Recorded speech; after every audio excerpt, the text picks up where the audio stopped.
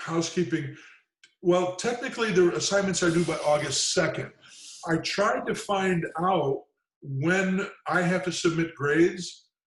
I know where I do it. I found that out, but it's not active yet, and I don't know what the due date is yet. So I think we can expect that it's going to be at least a week. My deadline will be at least a week after. I'm not going to say that I won't accept something later, but if I'm not mistaken, all of you are caught up, except for your leadership paper, your philosophy statement. I think that's all you owe. I hope you're also, answer me this question too, because I've been diligent in getting to your other assignments. So for instance, are you noticing that I responded to and corrected your case studies? I finished those today. So I don't see what you're seeing. So Abby, you get an email, I imagine, noticing that I responded?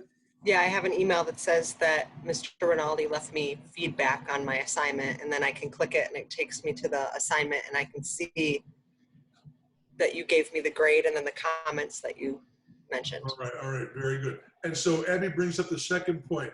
Chelsea, you asked about this, and I noticed when I was correcting them that there's a box there that says grade out of how many points. I didn't put that in there, so maybe Dr. Bird did in fact put it in there. So I am entering the grade in there, and Abby said she just saw it, but which will get me to the third point, another point. Let's see, the case studies, I did that. I'm still tabulating your participation grade. That's turned out to be an ugly monster of a spreadsheet, frankly. So I've got it put together, but I got to go through every assignment, every activity, by the way, and put your grades in there, so I can get you one grade. The paper's not due. I want to talk about the law quiz. Remember, the law quiz is an activity, not a major assignment. So some of you got them all right. Some of you did not. I wrote back saying you might want to correct it. And then Jared answered a question I had that you can only answer it one time. All right, because Google Forms only let you add one URL answer, right, Chelsea? Yeah, like you could fill it out again, but you couldn't actually submit it to do anything with it. So I could like type in it, but then I didn't really get it to go anywhere. Mine let me resubmit. Well, okay. But here's the good Me too. Here's the good news. I'm not going to lose sleep over it.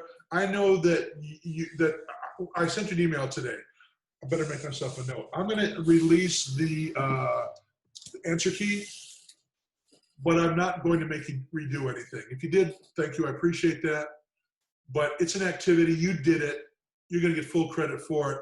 And if you were interested in knowing where you might have got something wrong, I will send you the answer sheet. Okay?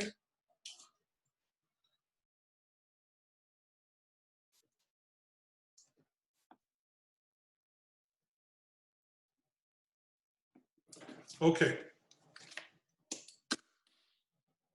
Anything else regarding housekeeping?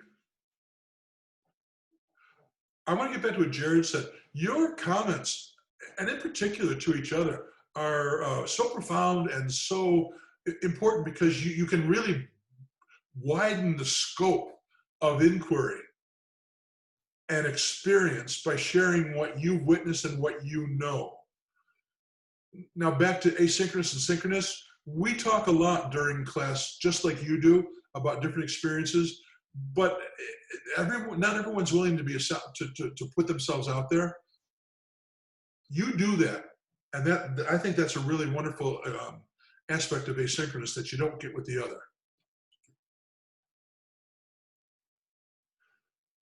I'm just now getting to your culturally responsive leadership. So I think I've got that left to do. Respond to that, and I need to respond to your philosophy statements when I get them. Okay.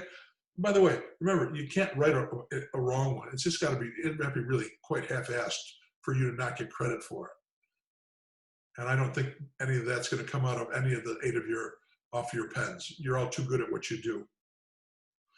So this module, number 10, is about the role of the principal superintendent in relation to the school district as a whole. Now, that did take a little bit of a interpretation. Where am I going with this? Let me just say it. Remember, I was left with interpreting these very general intended learning outcomes that were handed to me back in November. And I also knew that one of my other parameters was that these intro modules had to align with the courses that would follow, the 9 courses that would follow. So the natural alignment of Module 10, relation to the district as a whole, had to fall into place with I think it's 620, which is the culturally responsive leadership course. So I framed it that way. Basically, an issue talking about diversity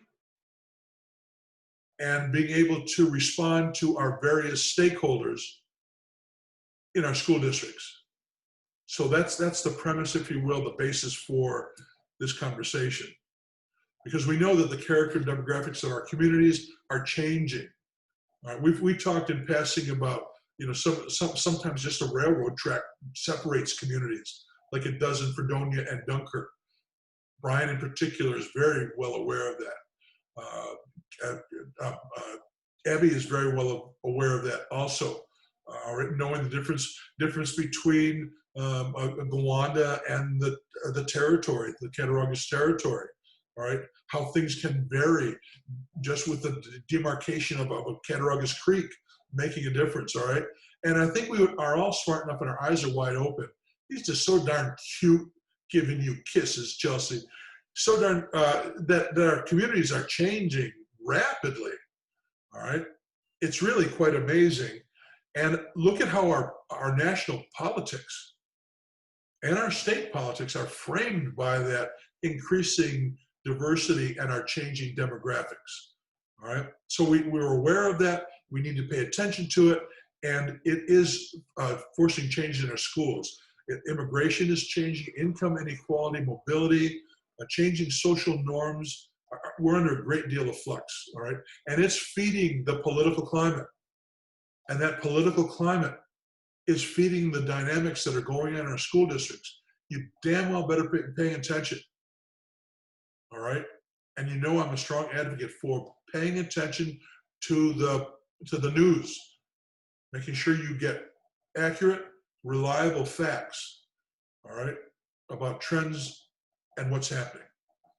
I just want to ask a question to everybody. Being from Long Island, some people don't think it's all that diverse, and actually, the district I work in my class is usually comprised of like 50 to 60% Asian population. I'm just trying to get a sense of like where you guys are from. Like, what's your demographics look like? I'm glad you asked that. Share, please. It was in a suburb that was about 94% white, and that's down a little. It was 97 maybe 2 or 3 years ago.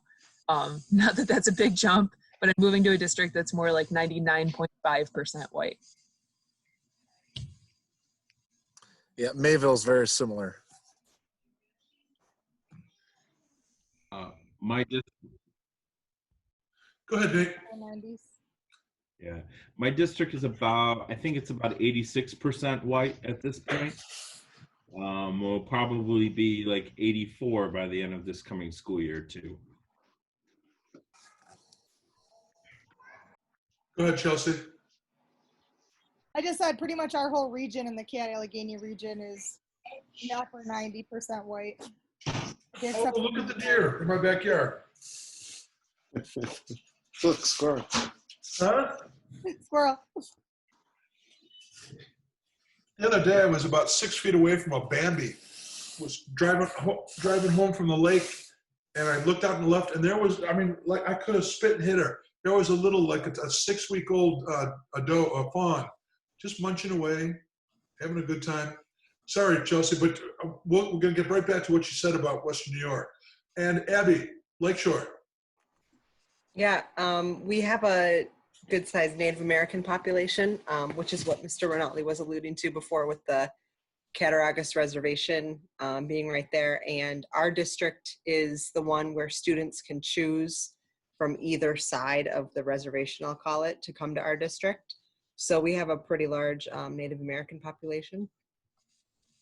But I mean, the majority is still white, and then a small amount of Hispanic, so. Jared, if we broaden the aperture and look at Western New York in more general, the city is predominantly African American, all right? And then the first ring suburbs, some of the old suburbs, Cheektowaga, Maryvale, Sloan, Cleve Hill. Cleve Hill, thank you. Those old first ring suburbs, those also have a high degree of African American and ELL students. But once you move outside of the city and the first ring suburbs, Jared, it becomes very white. And in fact, the 27th congressional district, which we are in, that's the most red district in all of New York State. Meaning the most conservative. We're the district, infamous district of Chris Collins. Yeah. All right, who was caught up in that insider trading scam. When they caught him on the grounds of the steps of the White House, trading stocks after he learned about what did he learn about? It was like an Australian drug company. Oh yeah, it was. Yeah, he was on the board of an Australian drug company, and he was telling his son to get out of his stocks. Well, he got yeah. The drug ended up not working, and he had insider information on that. Yep. So very white. And Long Island is the North Shore, white. The South Shore, white. The middle band from Riverhead all the way to Nassau is a big mix of African American, Hispanic, and then obviously white. But then once you get to Nassau, it changes to Indian, Asian, all that, because they all commute to New York City from those stops in Nassau. And it's like a big hub. You bring up another point to make. If you wind up near the university, State University of New York at Buffalo, in the northern part of the county, not the county, well, yeah, northern part of Buffalo, you're going to find a lot of professors and doctors in some very rich neighborhoods. And that's when the makeup of the community start to change and get browner as well, and more Asian, Jared. All right? Would you agree, Kelly? Yeah. Okay, so good question. And it's impacting all of us, though. You know, Jared, in my community of Eden, the brownest faces we see are when we drive on Route 62 and look in the fields and see the Hispanics, immigrants who are coming from Guatemala, Honduras, Puerto Rico, and Mexico to pick in the fields, frankly. Okay.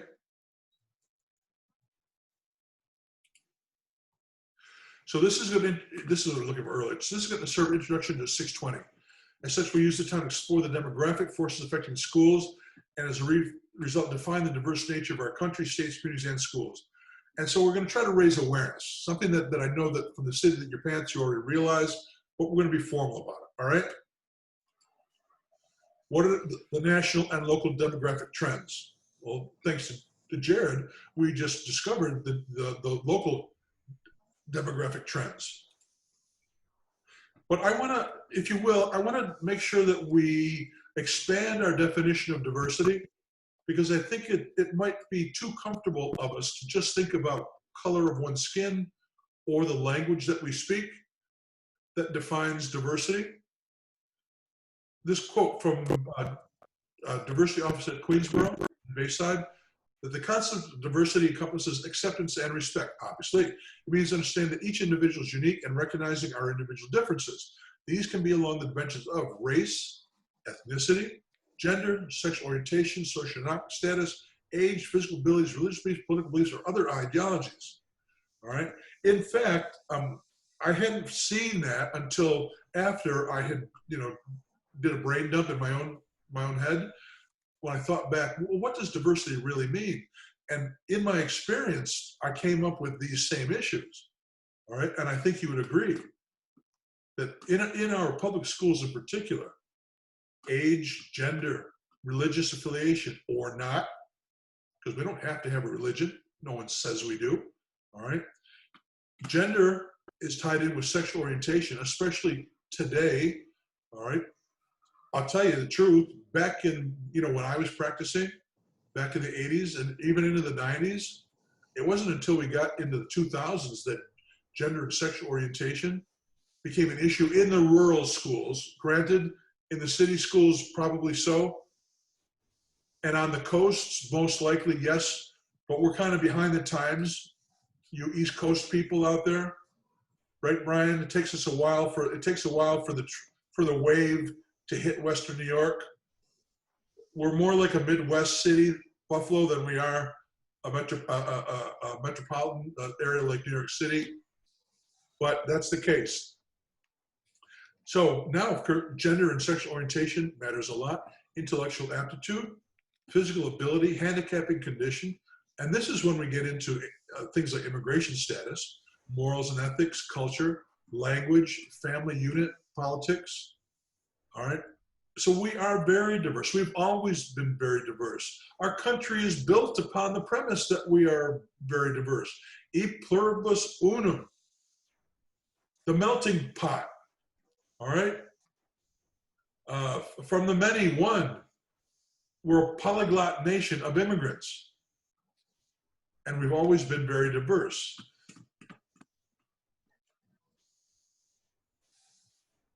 We have to keep that in mind. When I came across this statistic, this did open my eyes, that this fall, for the first time, the overall number, this was in 2014, the overall number of Latino, African American, Asian students in public K-12 classrooms is expected to surpass the number of non-Hispanic whites. This, by the way, my friends, well, let me ask, any of you ever hear about the autopsy that the Republican Party engaged in after Obama was elected the second time? Anyone aware of that?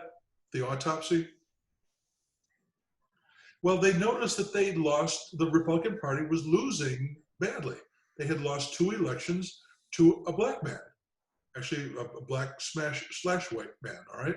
But they lost election to a black man. So they decided they needed to do an autopsy on where their strengths and weaknesses. What's wrong with our party? Why can't we attract the votes? And what they recognized was this. This is what drove them bananas. That they looked at the demographics and they said, my God, the country is browning. We lost those elections because of the browning of America. And during this autopsy, they said, we need to reach out. We need to expand our base. Now, of course, politics being what it is, the anomaly that is President Trump came into being, and that whole argument was flipped back on its side, and the party emphasized its white, middle-class, male, non-educated base. But this is what's making Republicans have fits, and why you find, well, this is my analysis, all right? Let me put a disclaimer. This is why you find efforts at voter suppression, all right, voter identification, not wanting to use the U.S. mail because in some circles there is a feeling that if more people vote, that will include more people of color, and more people of color tend to vote more Democratic because they're coming from the big cities. So this is what is keeping people up at night in the Republican Party, the browning of America, because it is happening. All right, and I'll admit, if you want to argue with me that, we can have an argument outside, and I accept that I may be wrong. All right, but I do try to pay attention And okay, that's my personal view. The new collective majority of minority school projected to be 50.3% by the National Center for Education is driven largely by dramatic growth in the Latino population and a decline in the white population, and to a lesser degree by steady rise in Asian Americans. Jared, African Americans growth has been mostly flat. I found that interesting.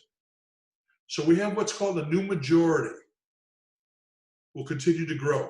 So when we look at it, actually in the schools coming out of this report, all right, this is the school-age population by race and ethnicity. So to back up the text, the white population is declining in our school-age population. The Latino population is growing. The Asian population is growing. And the Black population is holding steady. When you look in our nation's major metropolitan areas, you tell me, interpret the graphs. What are we looking at here? Talk to me, please.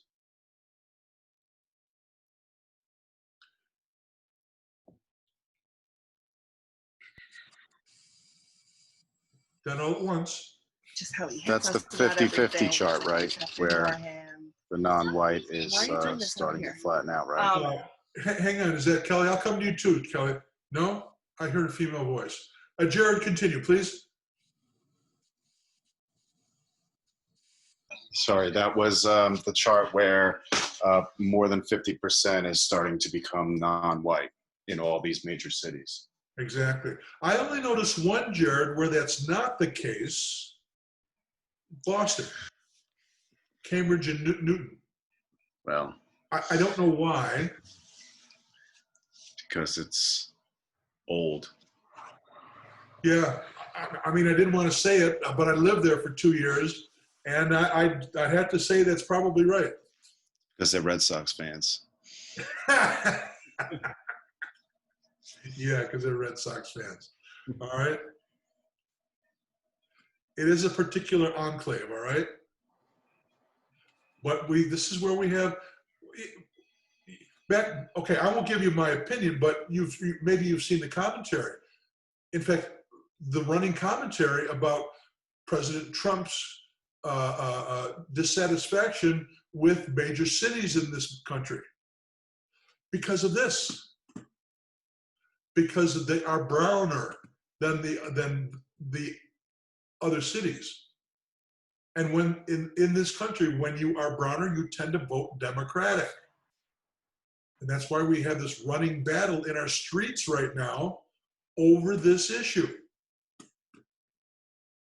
Schooling happens in a broader context. And that's the point I'm trying to make with you, all right? That you can't live in a vacuum when you're going to be an effective school leader. You have to know what's going on in a broader context. So that you're not down in Mississippi and you wonder, I'm sorry, let's not go there. So we need to know the broader context. I know, Abby, I get off on these tangents. Let's look at one school district alone, New York City, all right? Just to give us an impression as to how vastly diverse our school districts are. Came across this, the website's here. They have a division of English language learners in New York City. When I went to their website, I noticed this select a language tab. When I went to it, I counted New York City translates and has ELL programs for 102 different languages. And that was 3 semesters ago when I went here and looked at this. Who knows what it is today? How do you program for 102 different languages? I found out that if you're having a parent conference for my other students in NIGA classes from New York City, if you have a parent conference and they don't speak the English language, there's a hotline number that you can call and you can get Nate, you can get a translator. Yep. How do you know that, Nate? Oh, yeah. All the time. Language line. And there's some other ones too, but that's the most popular. We just call it up and we can have 3-way conversations with families that way. It's very effective. And even in our area, because for example, the Arabic population it's growing, but it's still kind of small. Yeah. Everybody knows each other. So the families prefer language line because then they don't know each other's business if you try to use other local translators. Smart. Smart. We're going to look at Buffalo area, by the way, just to emphasize your point. Thanks, Nate. Jared, were you commenting on this as well? We don't use that. We have in-house, but I mean, we know that it's available because of the Asian population and as well as the Indian population that we have. Oh my God. Just looking at New York City again, and again, this is a little bit dated, but I think it makes the point. If we look at enrollment by borough, when we were looking here, I think it's a 16, 17, like 25%, except for Staten Island, about 25% on average of the city's boroughs are ELL students. My goodness. And where are their places of birth? Interestingly enough, almost 50% of the ELL kids are born here in the States. All right. Here's a question for you. Do students of illegal immigrants have the right to attend schools in America? Ah, they do. Even if they're illegal? I forgot. I knew this. What's the court case that established that? Is it Lau versus Nichols? I'm going to have to take your word for it. I'd have to go back to my notes. Look it up and check. It might be, though. Yep. But there's a Supreme Court case that said, yes, these children have a right to an education. It may not be denied. And it also meant that you had an affirmative responsibility to find those kids. You had to go find them. You could not let them just wither on the vine. All right? So here are the places. This is just the top 10 places of birth. All right? China, Yemen, Bangladesh, Ecuador, Uzbekistan. I love saying that. Haiti, Honduras, El Salvador. What about the top 10 languages? All over the board, right? If we get a little bit closer to home, well, Niagara Falls, relatively diverse school district. Back to Jared, who's not familiar with the area. A large percentage of Black and African Americans, all right? High percentage of poverty as well. There are a small amount of Native Americans, all right? Small amount of Hispanics. Remember, back to diversity, other groups as well. Students with disabilities. Here's the economically disadvantaged. Anyone recognize this? Can you tell me where this came from? You should know. Report card. Ah, thank you. The report card, which is why I had the assignment, have you go there.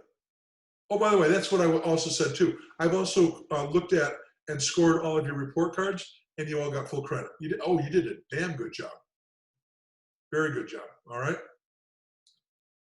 So, why? Because you will go there. I wanted you to prove to me that you would go there and that you could work with it. All right, so report card, all public data. Superintendent will have to go there. When you have to make public presentations, this is where you have to go because you can't report confidential information. So this is your go-to spot, okay? Enrolled by the Syracuse, okay. African-American, high percentage. Economic disability, 88% in Syracuse, all right? These student with disabilities numbers just blow me away. I got to tell you why, because back when I was practicing, if you got anything over like 8%, that was high. You had to get your number down like 6 to 4%. Now I see the teens and approaching 20 are common practices. Oh my God, very alarming statistics. Brian, Dunkirk. Brian, you tell the story. Why are there so many Hispanics and Latinos in Dunkirk?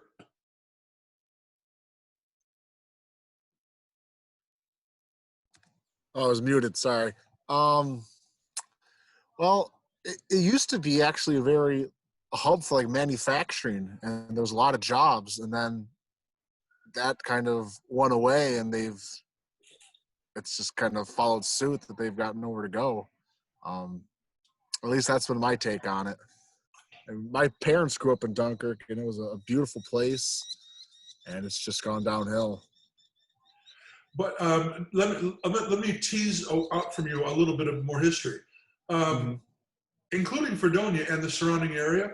Aside from the city center, which you're right, had a steel plant, had a lot of industries. What surrounds the area?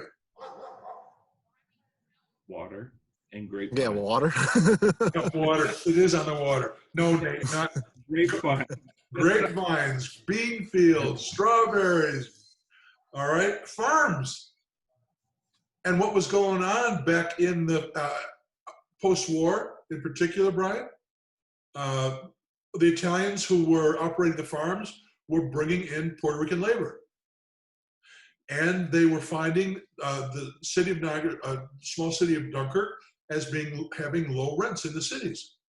And they were bringing over their families. And they were settling in Dunkirk. Some of them finding jobs in the manufacturing plants, absolutely. All right. But given that Puerto Ricans and have a very strong extended family unit, they were bringing everybody over. And they weren't leaving. And so by the time the farm jobs are still there, but a lot of them are mechanized. I used to work for the Meccas. They actually have a grape picking machine called a mechanized machine. great play on the name, right? That picks the grapes. It was mechanized. The farms became mechanized. There weren't that many need for all those laborers, and they settled in Dunkirk, and that was it. Now there's a lot of poor Spanish speakers in the city of Dunkirk. That's the history of it. All right, and you're right, there's a lot of water. Nate? Yeah, I worked at Dunkirk Middle School for my first couple of years, and I was just from a very small community, kind of like Fredonia, but without the college. And I had kids that once they hit November, you didn't see them till April, because their families, they left because there wasn't the work. And then they would come back in April and finish the school year. And next thing you know, once kids turned 16, they went from 7th grade to 10th grade, like overnight, like that. That's a great history lesson, Nate, because Fredonia College still has a migrant education program. Right, Brian? They still have a migrant education program, and it was designed back in the day to service these migrant children who were coming in and out of the districts, Dunkirk and Fredonia in particular, on the coattails with the harvesting season. Well, the planting and the harvesting season. Absolutely, very good. It's good to know this history, I think. So, I wanted to see what Dunkirk has looked at over time. So I did what I had you do. I went back into the archives, and in red we have 0708, Hispanic, well, African American. Notice there were more African Americans in 0708 in Dunkirk than there are now. Fewer Hispanics and more whites. Look at the change in the city's demographics. You can see it right here. All right. I see Dunkirk has had another change in superintendents. Gary Cerny used to be one of my principals. He retired about he retired about 5 years ago. And then, never mind. Then some guy stayed for a year, and now they have a new guy who came from Bemis. Let's broaden our perspective in a little bit more quickly. If you go to the Center for Immigration Studies, you can find some, maybe you're doing a paper and you need to look at it. I would recommend this, where you can find mapping and the impact of immigration on public schools. And not surprisingly, we find the red areas with above 65% of immigrant households around the border with Mexico. California, well, let's face it, California has always been a Spanish-speaking state. All right, we stole it from Spain anyways. All right, in the Spanish-American War.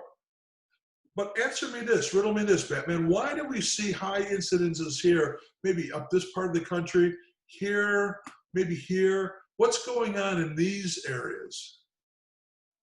And what's going legalization, on down here in Miami, et cetera? Why do we see more red areas there? What's going on there?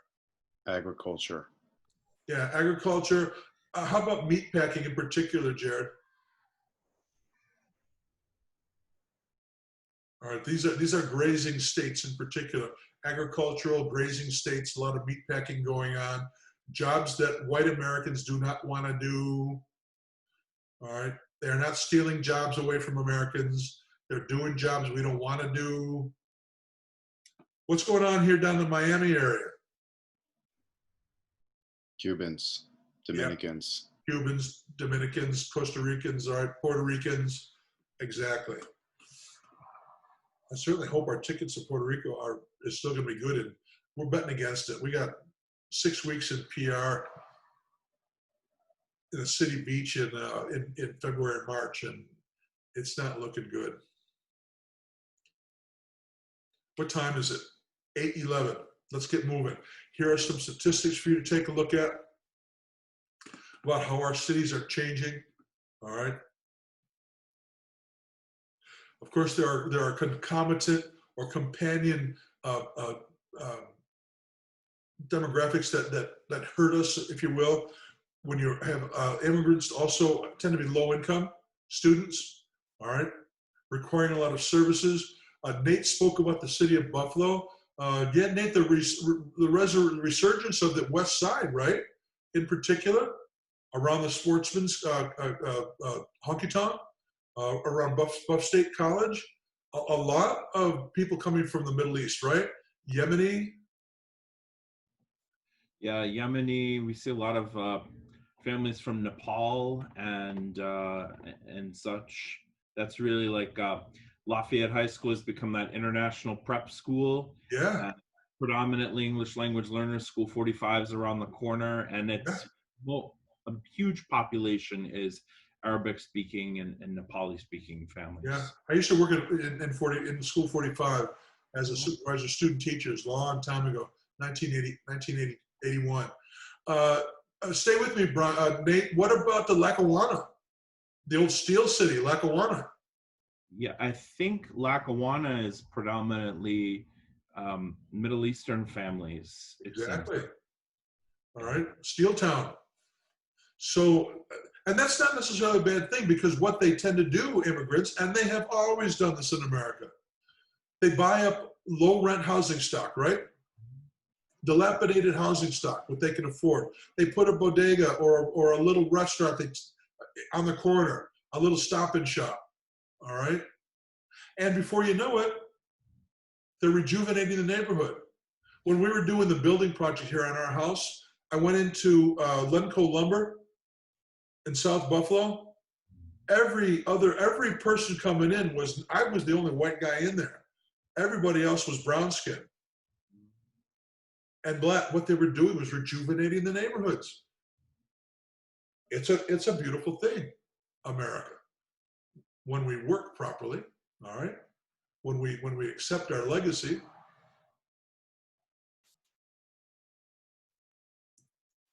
Trying to establish through statistics what we know by the seat of the pants. We are changing, and we're changing rapidly. And it's already having and will continue to have major impacts on our schools. There are certain companion issues. And they also include the importance of same-race teachers to student achievement and the prevalence of same-race teachers. What does your common sense tell you? Is it important to have same-race teachers? And is it important, and what do we know about the prevalence? First answer the first question, is it important to have same-race teachers? And if so, why? What's the impact on student achievement? Kelly, you're shaking your head yes. Is it important? And by same race, you mean that they're the same race as the students, right? Yes. Because they have similar experiences to the students and see, I guess, the country and the world through a similar lens. And the students have a role model that looks like them. Exactly. All right. I became a superintendent along because I loved Mr. Warren, my white middle class English teacher when I went to high school. I wanted to be like Mr. Warren. He was my role model. All right? Kids need role models. What about the second question? What about the prevalence of same-race teachers in our schools? Is it prevalent? Someone answer. Yeah, go ahead. Abby, let me pull you in here. Abby, in your particular experience in Lake Shore, what's the prevalence of same-race teachers for your Native American students? We have like the Native American support a little bit, but actually there's 2 white women in there. We have like a at-home liaison who is a Native American woman. And then we have 2 Native teachers who teach Seneca, but that's it. And they're uncertified. Right. Because as I've said before, New York State will not give them certification, which is why I'm teaching you right now, because I owe the Senecas a great debt of gratitude. I'm teaching you now because of Dr. Givner, who I reestablished a relationship with, because we're working on the Seneca language project, to try to get certification for those people. But I'm also here because back in 1979, I was hired by the Seneca Nation to be an educational administrator because I couldn't find a qualified Native American to do it. And the Senecas gave me my first chance. And it's still going on. That's what Abby's talking about. We need role models, all right? And the statistics bear that up. You can look at the Brookings Institution to find out that minority students often perform better on standardized tests, have improved attendance, and are suspended less frequently when they have at least one same-race teacher. All right? And on that matter, I hope the young men will excuse me for this moment. Women in the audience, we need to have more women in high ranks of administration. You're still lagging behind, all right? And that's why I'm glad to see you here. Now, how about the prevalence? Our public schools are far less racially and ethnically diverse than their students. And a couple things to look at. Take a look at it right here. What are we saying in the first graph? Percent of teachers who are non-white by school trade. Interpret this for me, if someone will.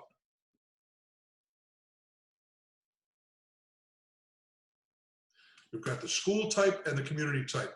What are we looking at? And then, Chelsea, you've been real quiet. Chelsea, I want you to interpret this one for me. I'll let you look at it a little bit longer. Not yet, Chelsea. When I call on you, interpret this one. Somebody else, when they're ready, tell me what we're looking at here.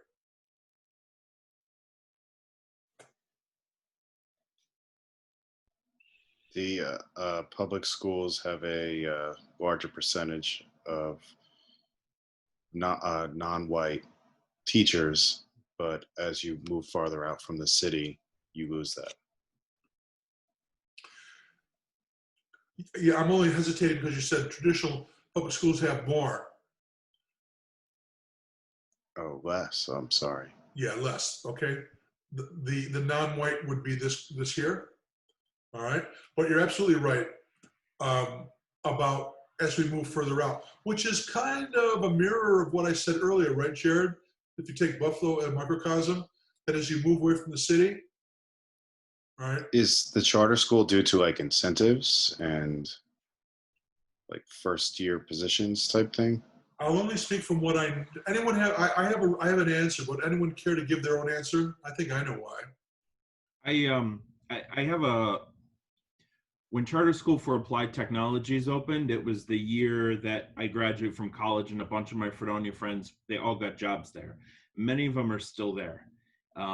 But their students are predominantly non-white, and they tend to hire a lot of people uncertified and kind of help them through the process.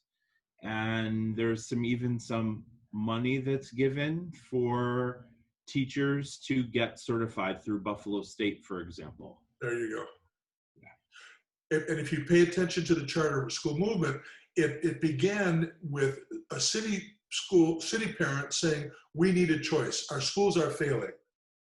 All right. We need a choice.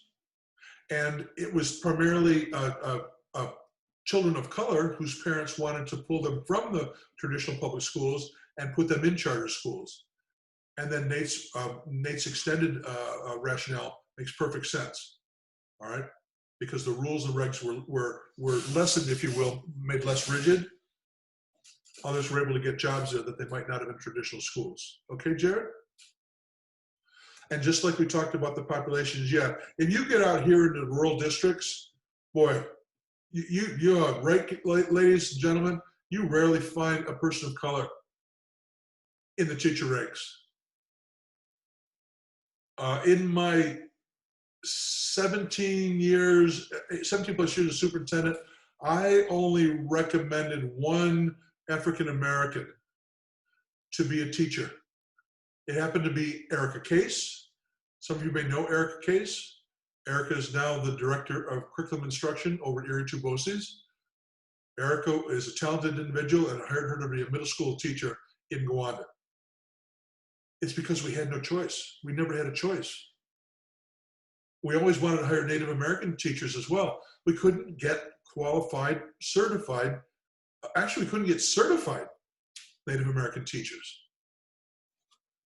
Good analysis, my friend.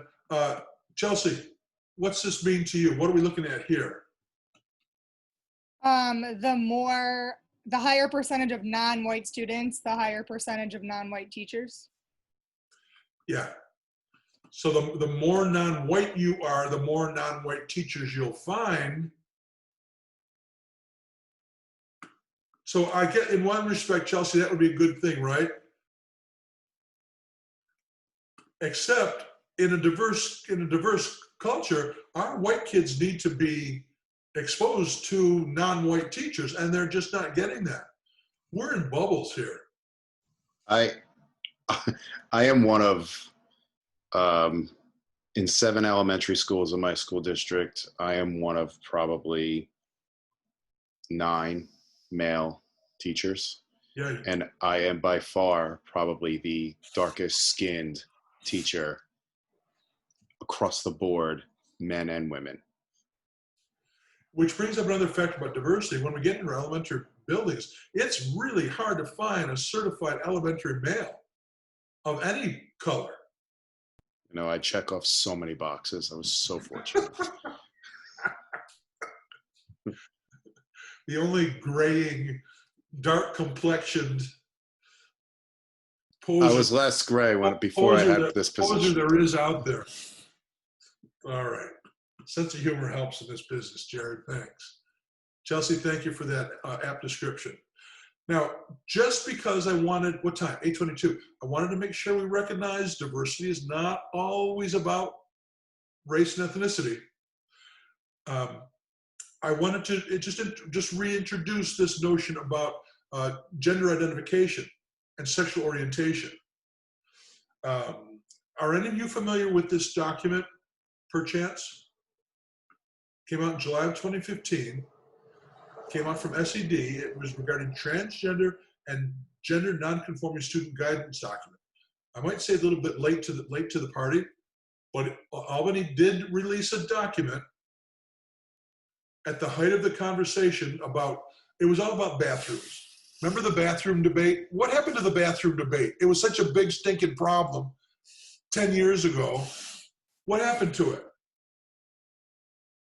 I never really went there. What, Chelsea?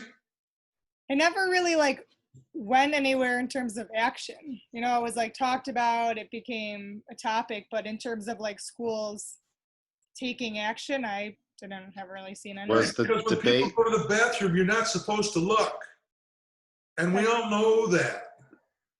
And when someone born a man, dressed like a woman, walks into a woman's bathroom, that's a woman. You don't ask, you don't look. All right, they do their business and they leave. It was a stupid argument, and it remains a stupid argument. But this came out in 2015 at the height of it, when nationally this is what we were all talking about. Now, I'm bringing this up to you that I came across this in 2015 when I was at Pioneer as an interim. I'd retired by that time. And Cheektowaga called up our AD and told us, we're coming over for the basketball game on Saturday. And one of our born male students is on our a cheerleading team, and she dresses up as a cheerleader, as a woman, as a young woman. We need to know where she's going to change, and we want you to be prepared because we don't want any heckling and stuff like that. So everything went fine, but myself and the principals and the AD realized we better up our game here. We may very well have to advise the Board of Education about changes in policies. Notice this is just a guidance document. All right, this is just guidance. It's not a requirement. But we recognized that we could not advise the board because we were almost, I don't want to get too specific. We were white and heterosexual. All right. So we needed to provide our own PD. We got our hands on the document. It was very helpful, and I looked in the telephone book and found a Buffalo organization that was devoted to LGBTQ kids. And Abby, I think you did this as well in Lakeshore. And we invited that person to come out and professionally develop the administrative team. So we would have a much better understanding of these issues, all right, and recognizing that we may have to advise the board. So back to the issue about equity, back to the issues related to diversity and being culturally responsive. This is important as well, all right. It was based upon law because the Dignity for All Student Acts, all right, Education Law 3201 prohibits discrimination based on sex with respect to admission into or inclusion in courses of instruction, athletic teams, and public schools. All right, they talked about DASA. That was the basis for it. All right, so that's the first part of this, and it's 8:26, so it's a half an hour. I hope I adequately established the premise that our schools are diverse, and on a daily basis they are becoming more diverse, and the trends are in that direction. And I hope also that you recognize that this increasing diversity is having a profound effect on our national, international, and state politics. And we need to pay attention. All right, we need to pay attention. Kelly, am I doing all right with that, Kelly? All right. Nate's got a scowling face. Nate, are you scowling? Okay. Let's examine what we can do, all right? Our job as administrators to improve the engagement of diverse students and families. I have a couple of resources for you. If we look at educational leadership from ASCD, which typically, they have a book associated with it, but oftentimes it's my first search, is to ASCD. As diversity grows, so must we. They talk about doing things like this, the phases of engagement. And there's going to have to be a lot of echoes here about the things we've talked about earlier. Building trust, engaging personal culture, confronting social dominance and social justice, transforming instructional practices, and engaging the entire school community. All right, not just lip service. Easy to recognize, hard to do. All right. Let's just take one look at them, all right? So we can look at an example.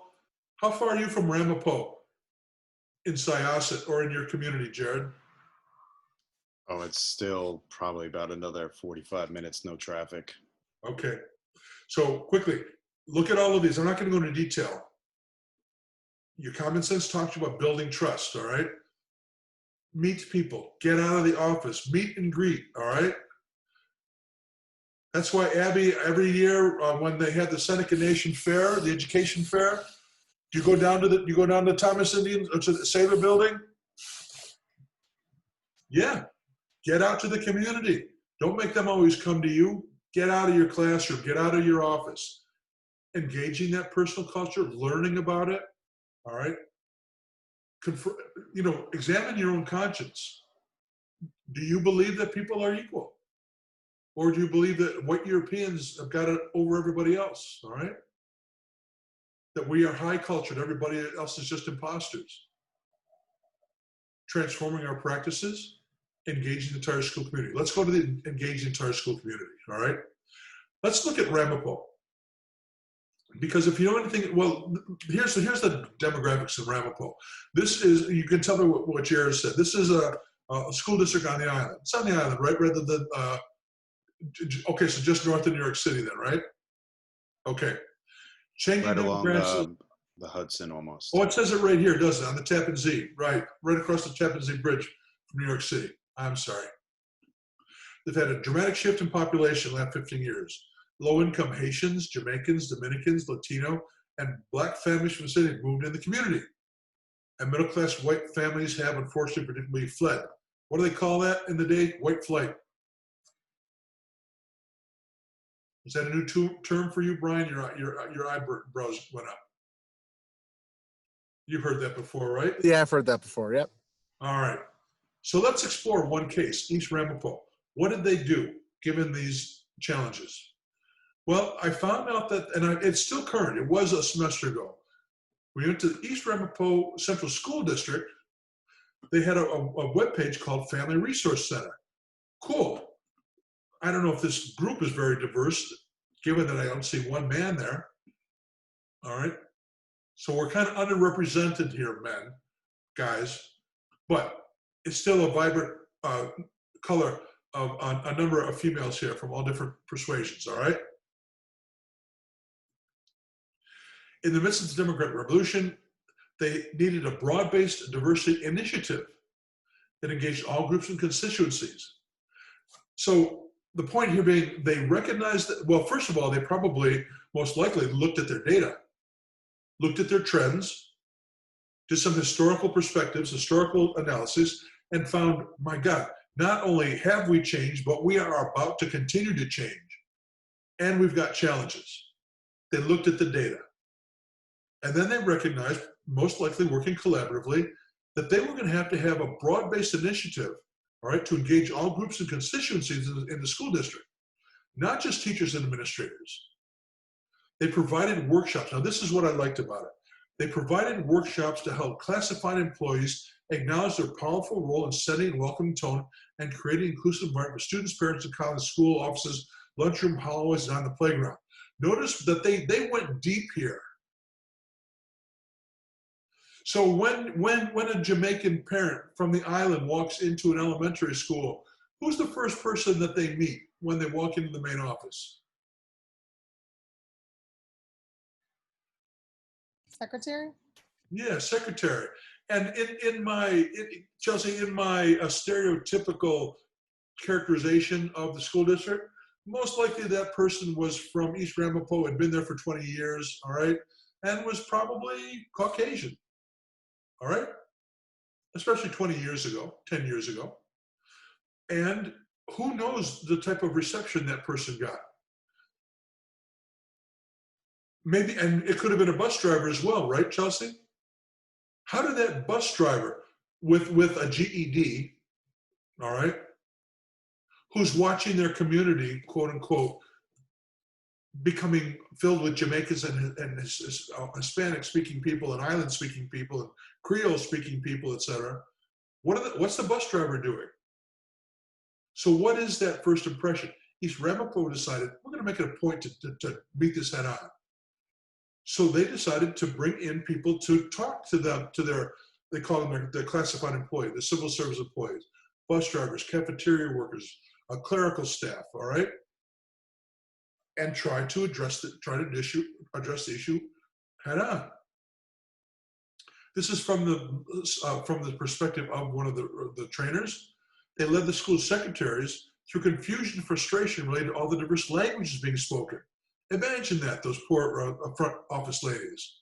And in some cases, their feelings of anger and resentment about the demographic places that have taken place in their schools.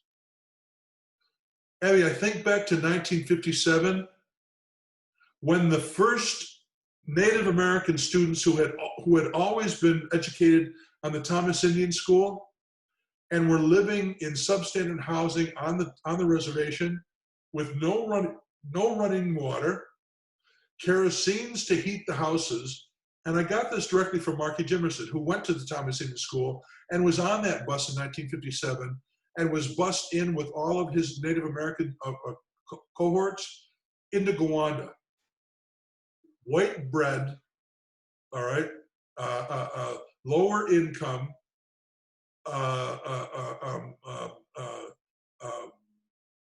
very conservative community. And now all of a sudden, all these Native Americans are showing, and Marky said it, and we smelled, and we were dirty. That's where the dirty Indian came from. Yeah, they were smelling, they were dirty. They didn't have any toilets, and they were using kerosene to heat their houses.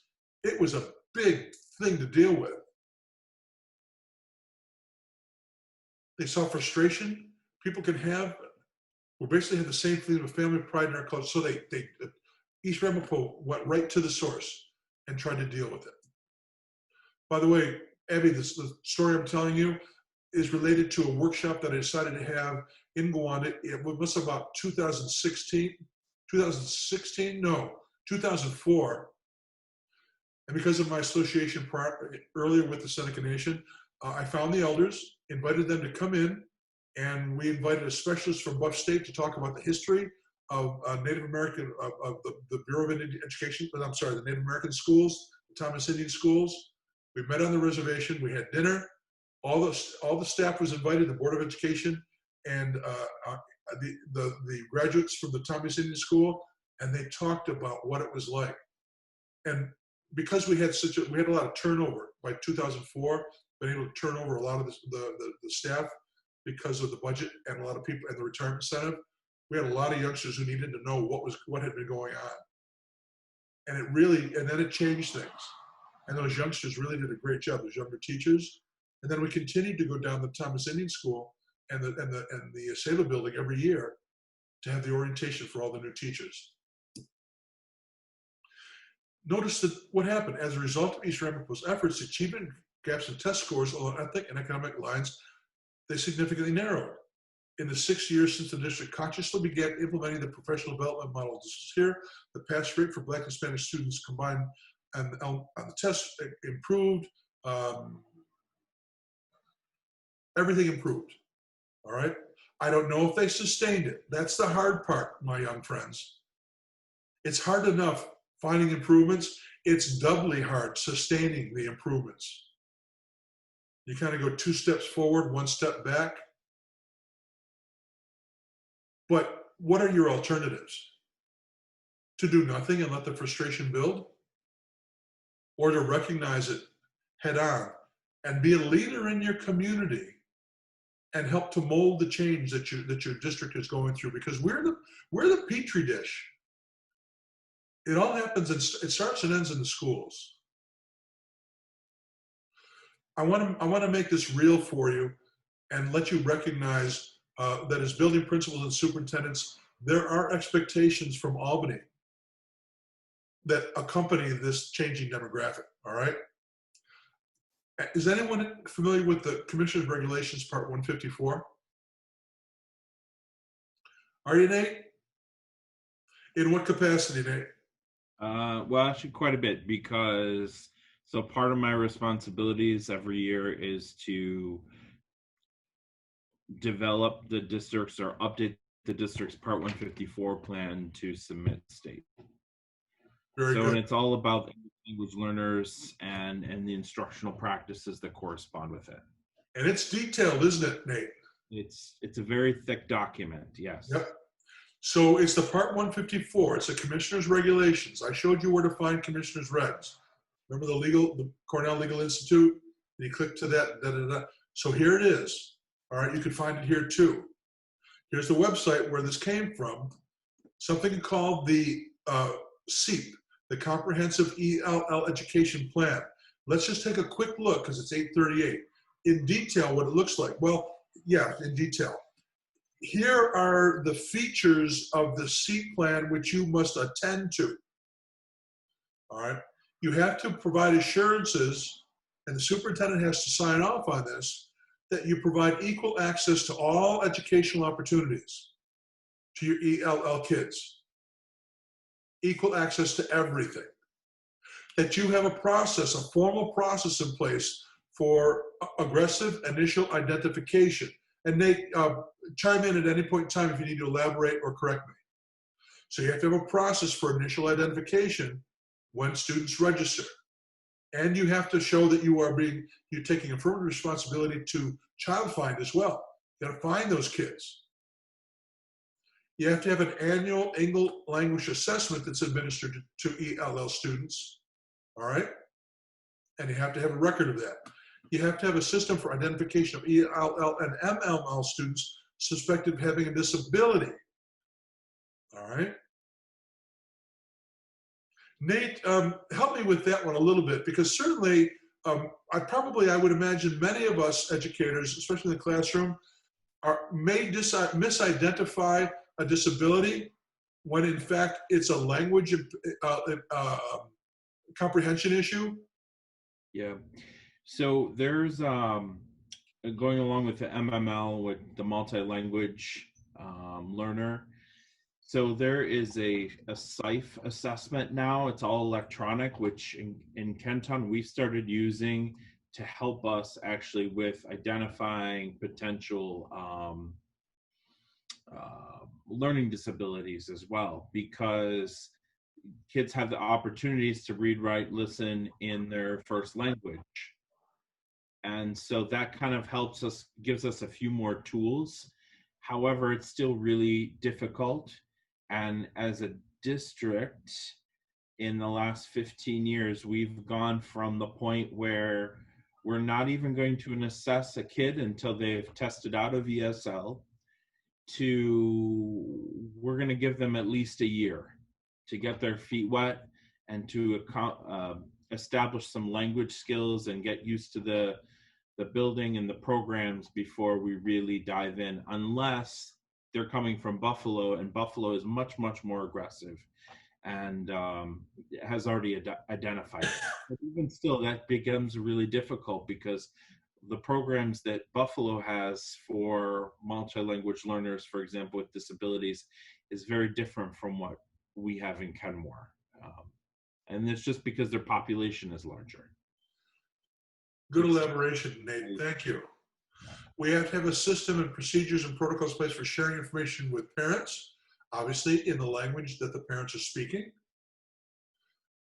You have to have, a lot like RTI, if you think about it, parental notification of placement decisions. That's required in RTI. I don't know how many of you are doing it, but it's a very complicated system for parental notification of placement decisions. You have to have an orientation and biannual parents meeting. You have to have full implementation of ENL requirements. I hope my voice lasts. You have to have provisions for home language arts requirements. You have to make available the number of ELL students enrolled, public disclosure, that your teachers have to be properly certified with the right extensions, and that appropriate support services are provided. Quickly, ENL programs recorded in buildings. ENL programs are recorded in buildings with less than 20 ELL ML students. All right. Elementary and secondary grade teaching must have certification. Yes.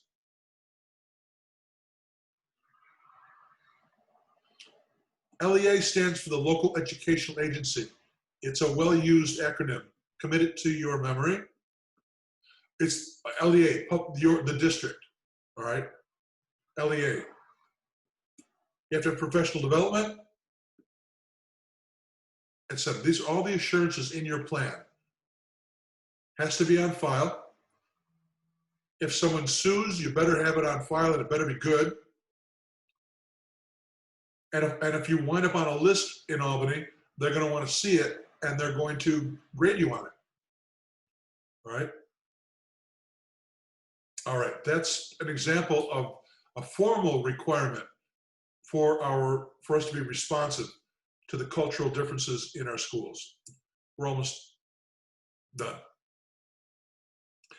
It's most often referred as culturally responsive teaching. I would prefer to refer to as culturally responsive practices, which would include everything, all right? Make our curriculum responsive. Again, Abby knows this, trying to have Native American studies in your programs, or at least peppered in some of your the books that children are reading, etc. Nate would be doing, Jared would be the same thing in Syosset, having books that are curriculum topics and books, etc., that reflect the children who are in the classrooms. Your instruction should reflect any differences, all right? Your assessments should not be biased. They should be culturally neutral if possible, all right? Everything. Your professional development should be responsive to the different cultures. Just a couple things to look at from this resource. How do you put these things into practice? Now they're talking about teaching in particular. Remember, you're not a teacher in this class. You are a leader. You are a principal or a superintendent. So, and while we're doing this quickly at 8:44, think of what you might do as a superintendent or principal to promote this. So how would you organize a reflection on student strengths and assets? What type of inventories would you take? Would you administer questionnaires? Would you have focus groups? All right. Would you meet specifically with certain pockets of the community and record, all right, or learn from them about what is important and not to them? How would you develop a fund of knowledge? What does that mean? Is it something very elusive that you just, you hear and then it goes in one ear and out the other? Or would you catalog it? All right. Is there something formal that you can do?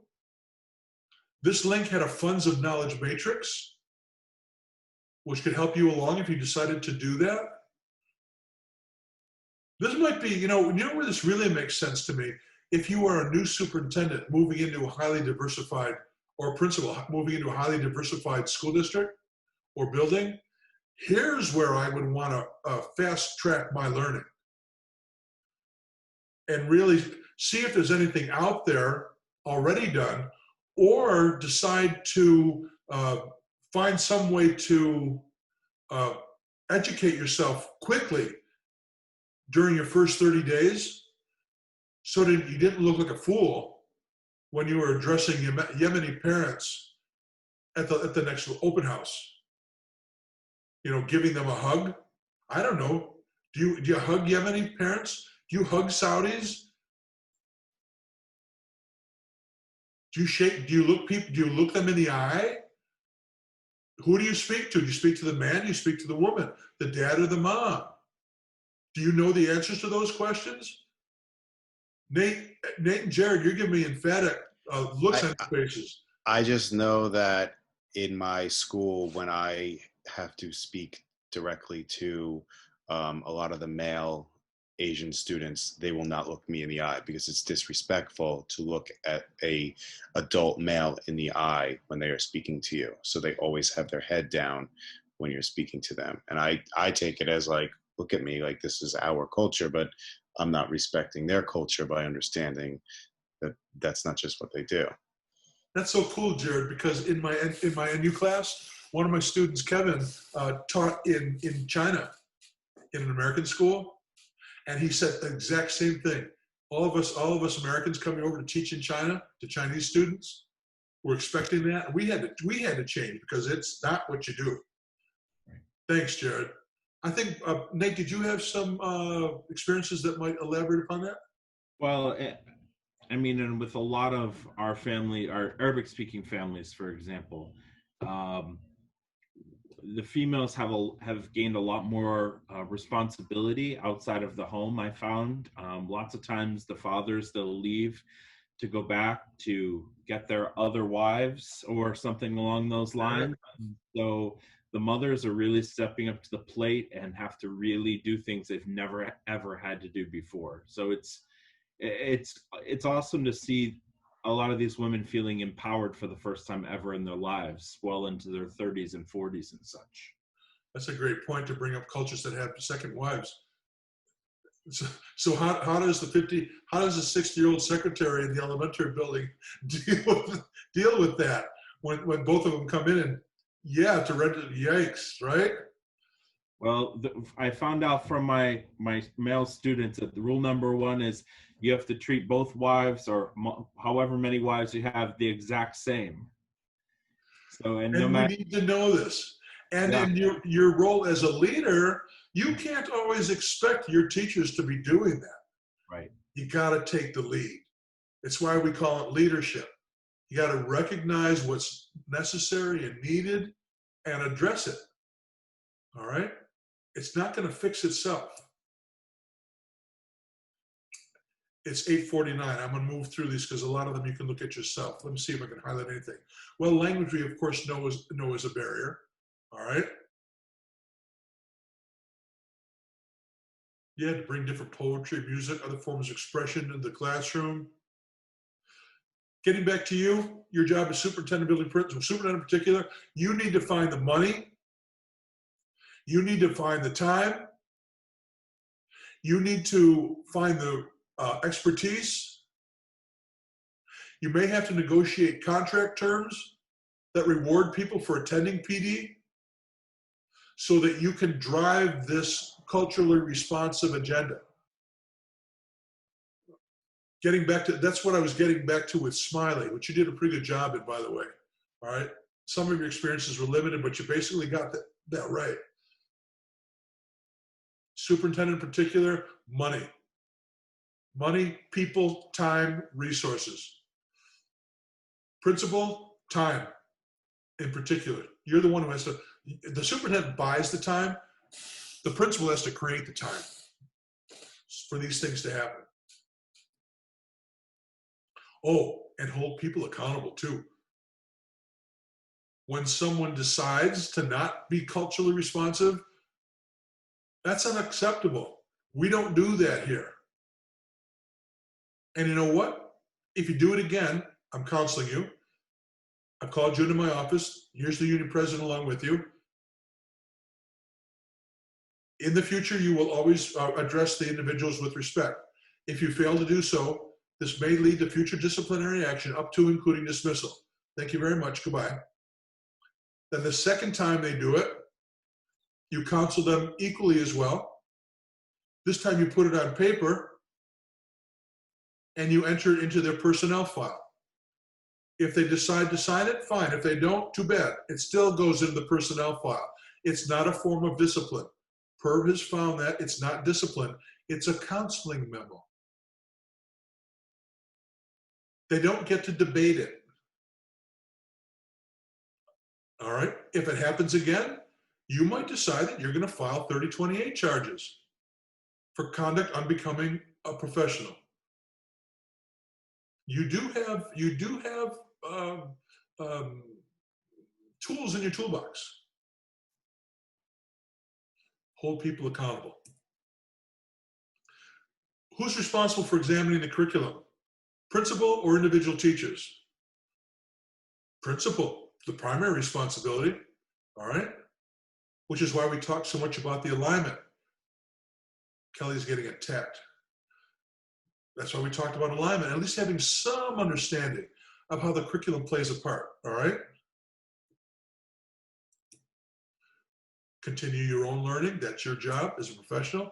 We can't underestimate the need for family connections, all right, and family partnerships, which gets us back to collaborative decision-making. All right, we're going to end this quickly by also inviting you to recognize that when we talk about culturally responsive, that can also relate to our classroom management strategies and our codes of conduct and our disciplinary procedures, right? So many of you are versed in and supportive of restorative practices. It's not something that I know anything about, all right? It was not around even in 2014. Now everyone's doing it. I wonder, I said to some of you, I wonder if it can sustain itself over time. Even some of you expressed skepticism on its ability to be effective over time. But one thing is clear, what we're doing is not working. So we need to try something different, and we need to give it time. And it doesn't start in the high school. It starts in the elementary grades, all right, if we're going to make it work. That said, we can have culturally responsive classroom management strategies. I tend to think that it's because of our increasing diversity that restorative practices have made their way into the classroom. Working with children from dysfunctional families, working with children from poverty, all right? So that too is something that a building principal in particular can do. And as you found out, boy, didn't we give you a really difficult case study? Damn, that's a hard one. There's almost no win there. You know what, I said it to you in the general comment. Don't go for zero tolerance policies. That's where they painted themselves into the corner. They gave themselves no discretion. That's the coward's way out. So the way it is, black and white, zero tolerance. Human behavior is nuanced. There's all kinds of gray areas. You need discretion. You need to have the authority to be fair and firm, but take into account all the variables that play into every circumstance.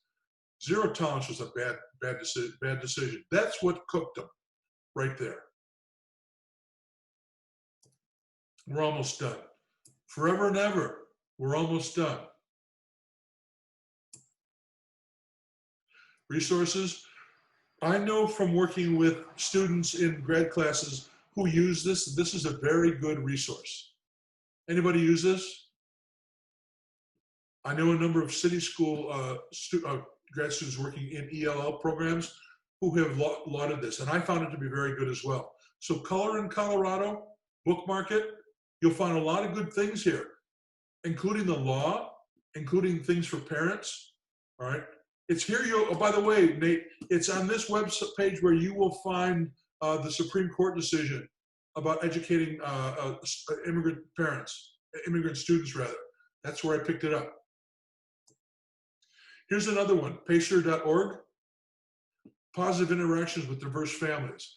There are so many resources available to you that we didn't have years ago. And here's just 2 examples of them, all right? Any questions, because we're about to be done. I'm sad. I don't want to be done.